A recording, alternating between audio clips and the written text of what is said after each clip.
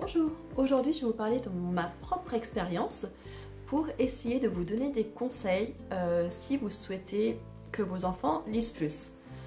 En préambule, on va quand même rappeler que la lecture est avant tout un plaisir, un loisir, et donc il n'est pas question de les forcer à lire telle ou telle chose, c'est plutôt essayer de leur donner envie.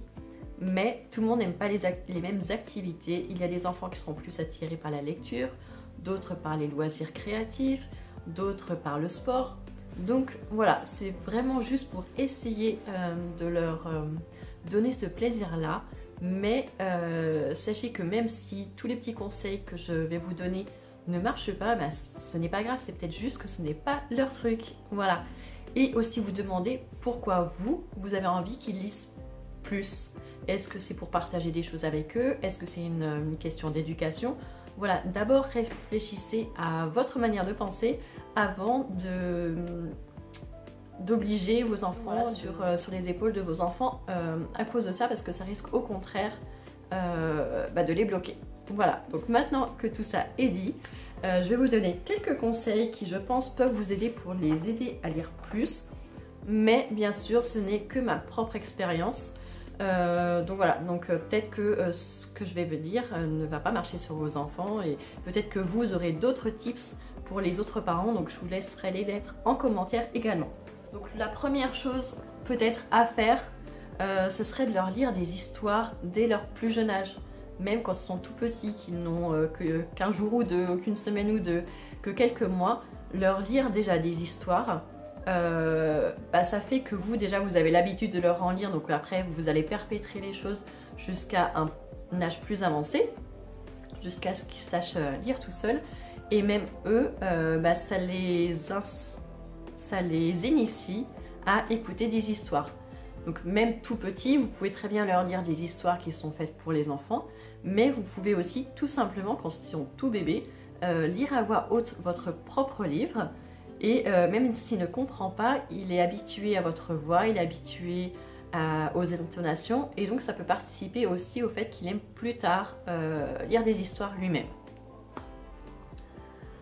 Ensuite, deuxième point, ce serait de mettre des livres à leur disposition. Donc, comment faire? Ça peut être, s'ils passent beaucoup de temps dans le salon, peut-être mettre quelques livres sur la table basse, la table du salon, peut-être mettre la bibliothèque dans le salon. S'ils passent plus de temps dans leur chambre, à ce moment-là, peut-être leur mettre un livre ou deux sur leur table de chevet, ou leur mettre carrément leur bibliothèque dans leur chambre. Voilà, avoir des petits points dans la maison, là où ils passent plus de temps, en leur mettant à disposition des livres, peu importe les livres, soient quand même adaptés à leur âge. Mais ça peut être, si vous avez peur qu'ils les abîment, vous prenez des vieux livres, même s'ils sont abîmés, ce n'est pas grave, ou alors des livres qui ne craignent rien. Par exemple, quand ils sont tout petits, les livres cartonnés comme ça, c'est très bien. Vous voyez, ils ont passé quelques années, quelques mains, et pourtant ils sont toujours nickel. S'il les mordit, c'est pas grave, ce n'est que du carton.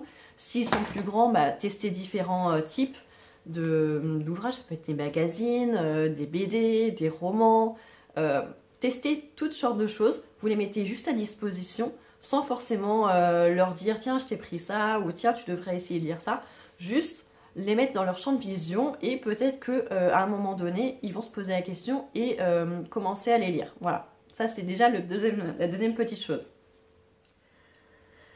Troisième point, ce serait tout simplement de les inscrire à la bibliothèque. Ça peut être plus ou moins difficile si vous êtes en ville ou à la campagne. Si vous êtes en ville, il y aura forcément une bibliothèque municipale, donc ce sera très facile. Si vous êtes à la campagne et que vous n'avez pas de bibliothèque dans votre commune, à ce moment-là, vous rapprochez de la ville la plus grande, mais qui est la plus proche de chez vous, et y aller par exemple une fois par semaine si vous n'êtes pas trop loin et si vous avez ça. Sinon, ne serait-ce qu'une fois par mois.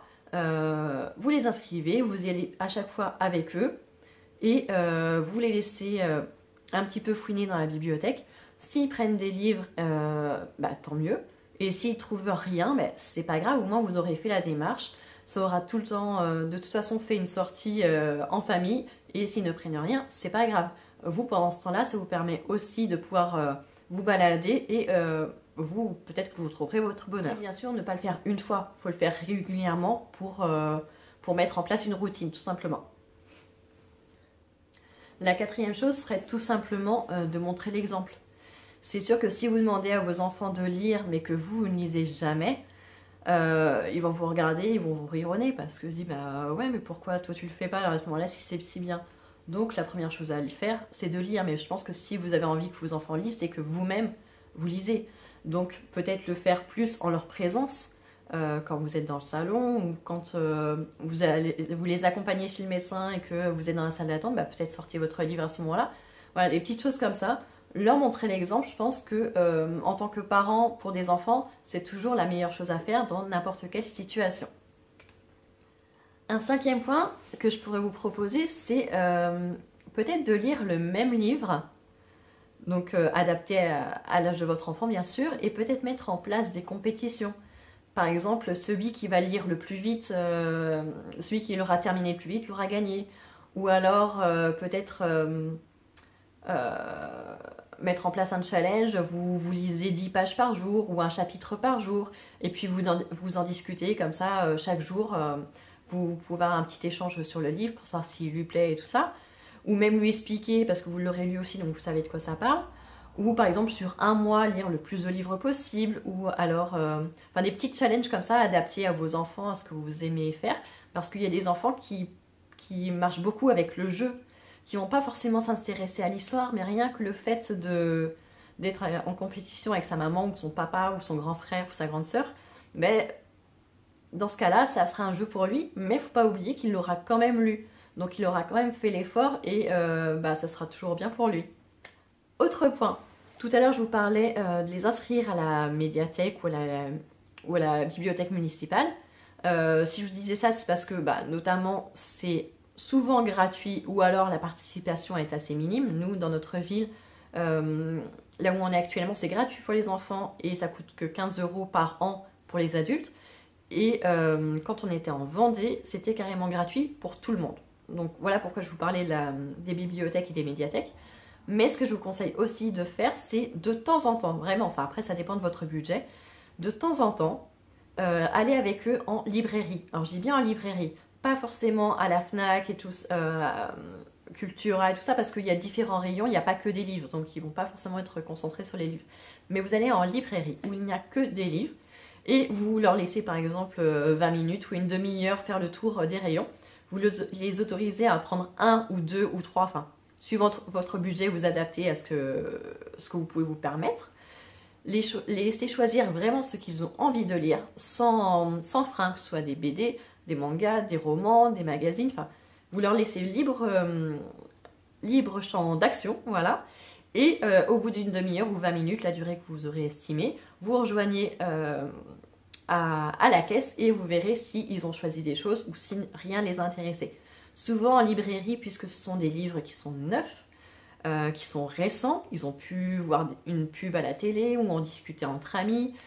Voilà, il y a un attrait qui est différent entre les livres qu'on trouve à la librairie et ceux qu'on trouve en médiathèque. Voilà, tout simplement. Un autre point, c'est, vous avez trouvé ça bête, mais c'est tout simple, c'est de limiter les écrans. Ça, j'ai pu le constater. Tous les conseils que je vous donne depuis le début, c'est des choses que j'ai pas forcément essayé de mettre en place pour faire en sorte que mes enfants lisent. Ils ont toujours lu, mais je me suis rendu compte après coup que ce sont des choses que j'ai fait inconsciemment qui les a sûrement poussés à aller vers la lecture et à lire autant qu'ils lisent aujourd'hui. Mais arrivé à un certain âge, j'ai 5 enfants d'âge différents, le plus grand a 12 ans presque et demi, le plus jeune a 3 ans, donc vous voyez ça fait quand même un assez grand éventail, et ils ont 5 personnalités différentes. Et donc je vois à peu près comment ils fonctionnent et leur rapport à la lecture diffère d'un âge à un autre. Et quand mes enfants ont eu accès aux écrans, notamment aux tablettes, ça a changé pour les deux plus grands, ça a beaucoup réduit leur temps de lecture. Je l'ai vu, c'était flagrant. Donc le fait de diminuer les écrans, mais pas seulement la tablette, parce que si vous leur dites éteignez la tablette ou éteignez les jeux vidéo et qu'ils vont se mettre devant la télé, bah, à ce moment-là, ça n'aurait rien servi parce qu'à ce moment-là, ils vont pas se mettre à la lecture du tout.